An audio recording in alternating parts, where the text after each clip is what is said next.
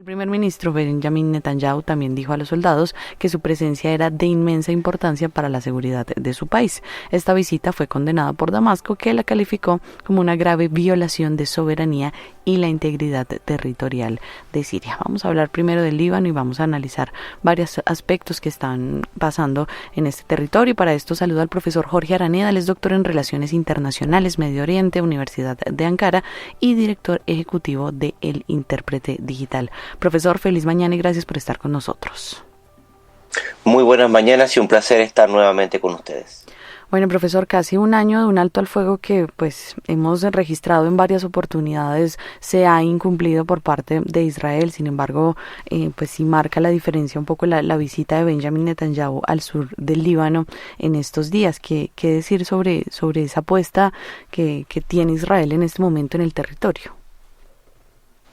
Sí, es bastante significativo por varias razones, no solamente por la presencia de Netanyahu en la zona en general, sino también porque lo hace con un complejo de personas del gabinete, eh, muchos de ellos, como se llama, no solamente de Cancillería, del Ministerio de Relaciones Exteriores, sino también de los servicios de seguridad y militar. Como bien se mencionaba, fue una visita bastante relámpago, pero sí lo que viene a mencionar en las declaraciones hacia los medios de comunicación israelitas, que por una parte no solamente va a ampliar zona colchón denominada, que lógicamente está por fuera de todo derecho internacional, sino que también crea una continuidad bastante significativa entre un territorio que se expande por el norte, no solamente en los territorios que son los altos del Golán, sino también en la construcción de un muro que en realidad es bastante grande, bastante largo, por la zona del Líbano. Por lo tanto, si uno pudiese imaginárselo en un mapa, la zona colchón en Siria, que lógicamente se acerca hacia la capital, hacia Damasco, y por el otro lado de la frontera, hacia el Líbano, lo que va creando es una continuidad territorial que lógicamente expande las áreas de operaciones, no solamente en términos militares, sino también, y quizás lo más apremiante, tiene que ver con lo que tiene que ver con la soberanía de ambos países. En el caso de lo que tiene que ver con el Líbano, con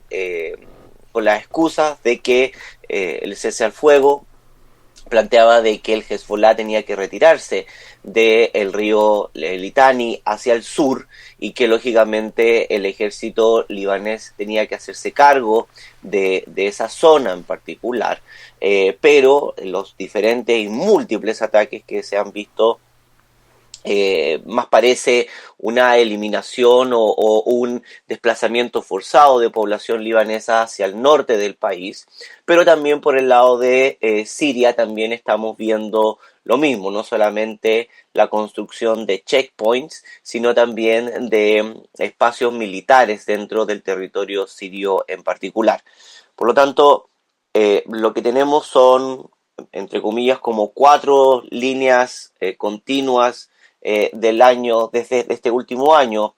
Primero, y quizás lo que menos se le ha puesto relevancia, son los continuos ataques hacia personal de la ONU, lo que nosotros conocemos popularmente como los cascos azules, que cada 3 meses están recibiendo ataques o fuego desde lo que tiene que ver con posiciones militares israelíes, lo que tiene que ver con una pérdida de soberanía tanto de Siria y del Líbano por un control aéreo cuasi total a través de la ocupación de drones que continuamente patrullan lógicamente incluso son ellos los que están bombardeando ambas zonas. Estamos hablando de unos 500 ataques, estamos hablando de unas 4.000 personas en el Líbano que han muerto y unas 80.000 personas que han sido desplazadas y que no han vuelto. Y a esto, lógicamente, habría que sumarle dos cosas. Uno, lo que viene o lo que se puede saber de los últimos reportes que da a conocer The Guardian, que son reportes sobre que se han encontrado municiones de racimo prohibidas internacionalmente y muy por fuera del derecho internacional y también humanitario, que se han encontrado lógicamente casquillos de la utilización de estas bombas de racimo en territorio libanés, que debieron haber sido ocupadas en los últimos 13 meses, cuando lógicamente Hezbollah y Israel se enfrentaron. Esto es relevante por dos situaciones. Primero, porque las bombas de racimo están prohibidas en casi 130 países. Casi ningún tipo de país moderno la está utilizando. Habría que descontar de ahí a Israel en términos de utilización y producción. Pero por otro lado, porque no solamente es un arma que no discrimina, no hace diferencia entre civiles y militares, pero también es sumamente también importante de que el radio escucha también comprenda que las bombas de racimos tienen una pésima eficacia en términos de como explosivo. Casi el 40% de estas bombas que se difuminan por kilómetros a la redonda, este 40% no detona.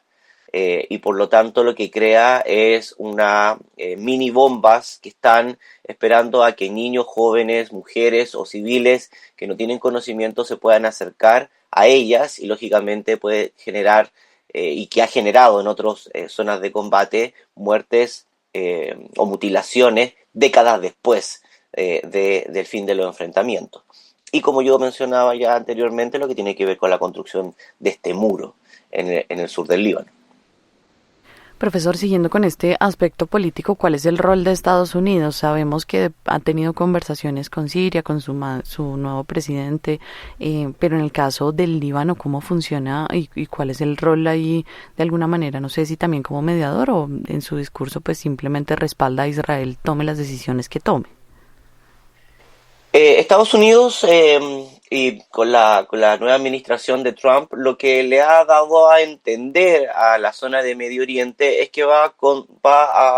a generar dos áreas de narrativa, dos discursos. Uno, lo que tiene que ver con los medios de comunicación, con los acuerdos formales, con lo que tiene que ver particularmente con las grandes declaraciones de paz, estabilidad y prosperidad para la región. Y otro tiene que ver con la realidad en terreno de lo que está ocupando, sobre todo si Israel está involucrado. De hecho, se había planeado que uno de los generales que está a cargo de tomar el control del sur del Líbano visitara Washington hace un par de semanas atrás, pero dado de que en ciertas declaraciones de la prensa aparece haciendo una crítica bastante fuerte a lo ya mencionado en su actuar de Israel, esta reunión se terminó cancelando por motivos que lógicamente no fueron dados a conocer. Por lo tanto, la administración de Trump lo que plantea es que esta estabilidad lógicamente se va a llevar a costa de lo que tiene que ver con los diferentes acuerdos de cese al fuego o negociaciones entre diferentes estados, por una parte, y también que el derecho internacional no va a ser el principio rector de los diferentes procesos de acuerdo entre diferentes partes. Por lo tanto, lo que se está creando, lo que esto ya lo he mencionado en algunas ocasiones para otro análisis, que sí que he tenido la amabilidad de ser invitado, es que Estados Unidos lo que está dejando en la región es una huella en torno a que su aspecto diplomático formal lo ha hecho implosionar. Estados Unidos ya no es un agente confiable en la región en términos de lo que firma y en términos de lo que declara. Más bien es un agente extremadamente confiable solamente cuando se le ve actuar de facto en términos reales en la región. Se comprende que Estados Unidos quiera demovilizar y eliminar la presencia de Hezbollah en el Líbano como aspecto de su política internacional, pero eso a costa de, lógicamente, de que el Líbano vaya a perder soberanía y que eso vaya a generarle dividendos a Hezbollah aparece como algo bastante contraproducente. Y en el caso particular de Siria está pasando lo mismo. Esta mayor presencia y esta visita express de Netanyahu a Siria no hace otra cosa que fortalecer, lógicamente, la figura, pero también los apoyos a Al-Shara, que lógicamente que es el nuevo presidente de Siria, en tanto de que no solamente va a buscar apoyos en Turquía, su enorme aliado, para contrarrestar un poco la presencia de Israel, pero también bajo la unidad de este nuevo régimen o de esta nueva gobierno en Siria.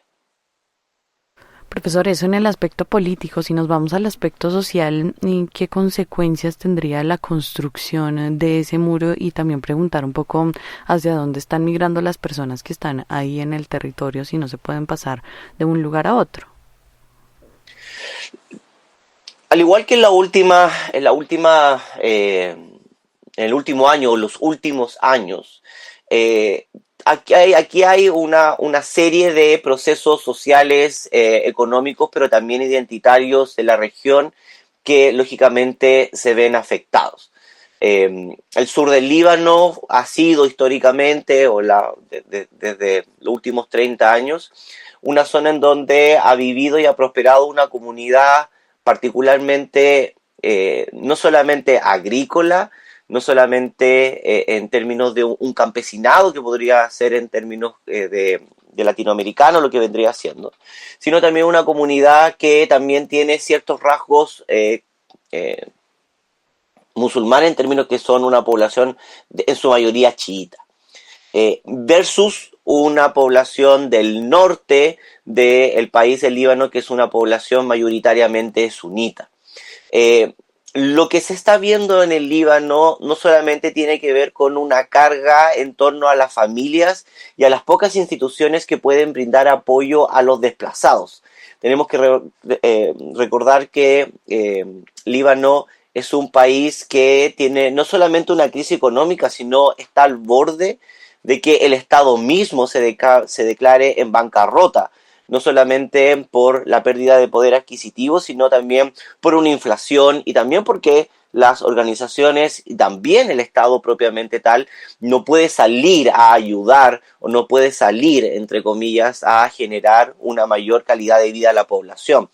Este desplazamiento de entre 80.000 y 100.000 personas que se van hacia el centro, hacia la capital, Beirut, y hacia el norte, lo que le genera no solamente es una presión económica, sino también una presión social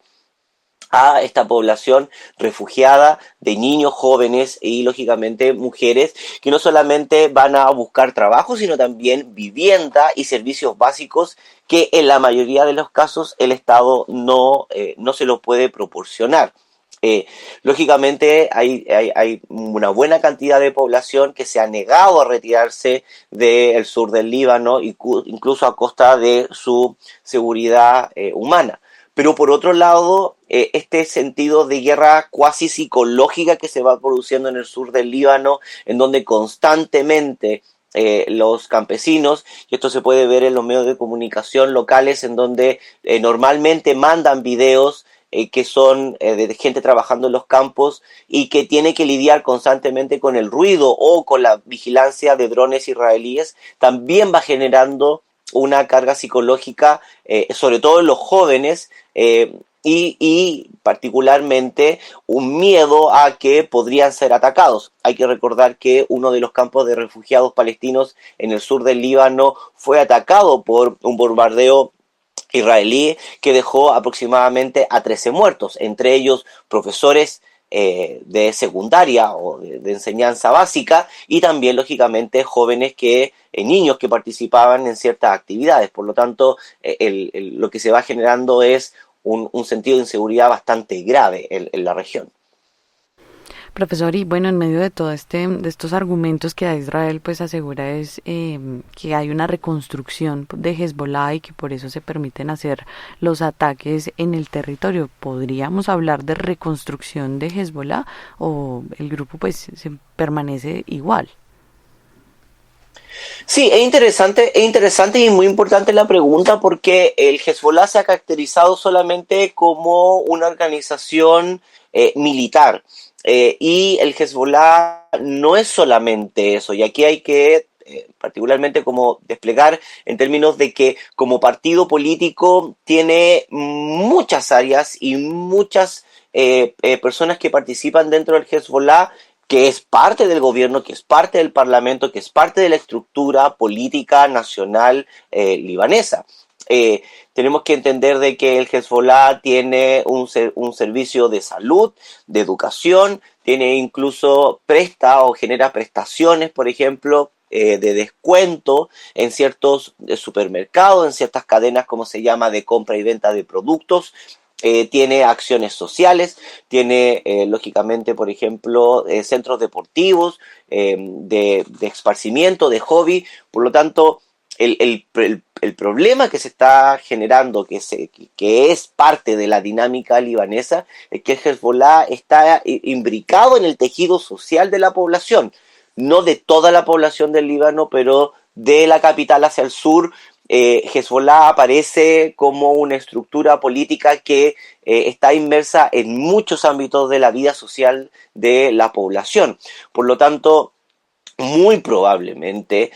si uno recorriera el sur del Líbano, se va a encontrar con personas que participan de forma directa o indirecta en la organización, pero que no tienen absolutamente ningún tipo de relación con el brazo militar o armado del partido. Y es ahí en donde se van generando, lógicamente, estos roces. En el ámbito estrictamente militar, lógicamente hay un daño que quizás le va a tomar bastante tiempo en recuperarse, no solamente por la infiltración que se produjo dentro de su cúpula militar. Israel ha logrado detectar no solamente la jerarquía militar, sino dónde reside y cómo era la cadena de mando, que lógicamente logró desarticular, pero en términos del apoyo popular, en términos de lo que tiene que ver con otras áreas de desempeño del partido, es singularmente difícil que vaya a desaparecer en el corto o en el largo plazo. Sobre todo porque Hezbollah no solamente tiene presencia al sur del río Litani, sino también hacia el norte. Y por lo tanto, será un actor que tendrá que lidiar Israel, pero también el gobierno del Líbano, quizás por la próxima década. Profesor, quisiera también aprovechar su participación para que conversemos también acerca de lo que está pasando en Gaza. Ayer se reportaron nuevos bombardeos que dejan al menos 32 muertos, entre ellos 12 niños y más de 70 heridos, según el Ministerio de Sanidad del enclave, y pues también lo han calificado como uno de los ataques más letales desde que la tregua pues entró en vigor el pasado 10 de octubre. ¿Qué decir sobre lo que está pasando también en Gaza y también de cara a los próximos días? Gaza es una tragedia moral, es una tragedia en términos del derecho internacional, es una tragedia para la soberanía y también para la seguridad y también para todos los países que residen en términos de lo que se viene en cara para las próximas décadas en términos regionales y en términos globales.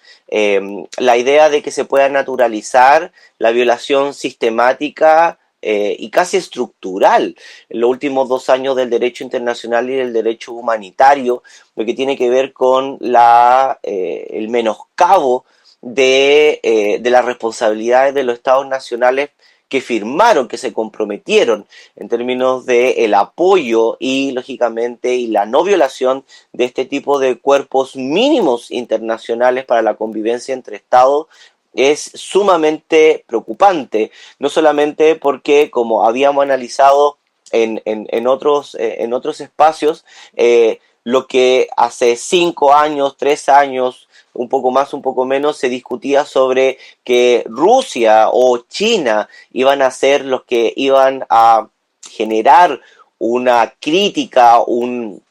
menoscabo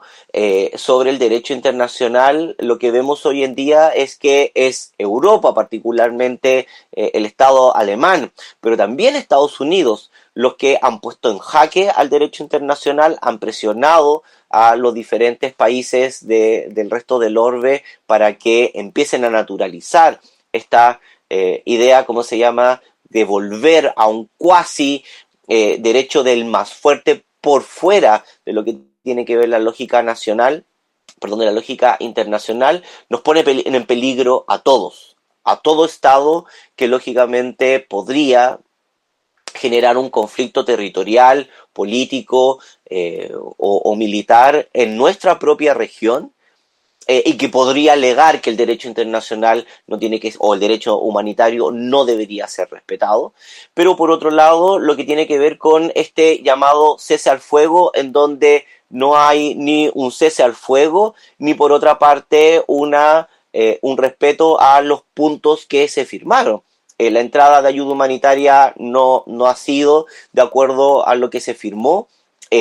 Particularmente las escenas de la llegada del invierno a la región, en donde la mayoría de los gazatíes, de la mayoría de los palestinos, ahora están falleciendo lógicamente o han empezado a fallecer no solamente por el frío, el hambre, ya la fatiga, sino también por las enfermedades que se empiezan a propagar en tanto viven en condiciones infrahumanas, en términos de campamentos de refugiados con medio metro de agua dentro de sus propias viviendas, pero también sin la capacidad de tener dónde escapar, dónde moverse o generar lógicamente algún tipo de desplazamiento, no solamente porque no lo pueden, sino porque todavía siguen bajo el bombardeo incesante de Israel, que lógicamente plantea de que se estaría lógicamente generando algún tipo de operativo de Hamas, que ya firmó acuerdos con ellos para que tomaran el control de la zona más allá de la línea amarilla. Por lo tanto, es una situación que ya quizás no remite, sin dejar lógicamente de poner los ojos en Gaza, pero que ya literalmente ya no remite solamente a Gaza, sino es una preocupación para los países, como en el caso de Colombia, en el caso de Chile, que tiene una política de Estado de defensa irrestricta al derecho internacional y también al humanitario. Bien, es el análisis del profesor Jorge Araneda, doctor en Relaciones Internacionales Medio Oriente de la Universidad de Ankara y director ejecutivo del Intérprete Digital. Hacíamos un recorrido por lo que es hoy Medio Oriente, conversábamos acerca del Líbano, donde regresa la tensión, también acerca de Siria, donde pues en las últimas horas visitó Benjamin Netanyahu el territorio, y cerrábamos pues con esta escalada también de la violencia nuevamente en Gaza. Profesor, gracias por acompañarnos. Un placer y una excelente jornada para todos ustedes.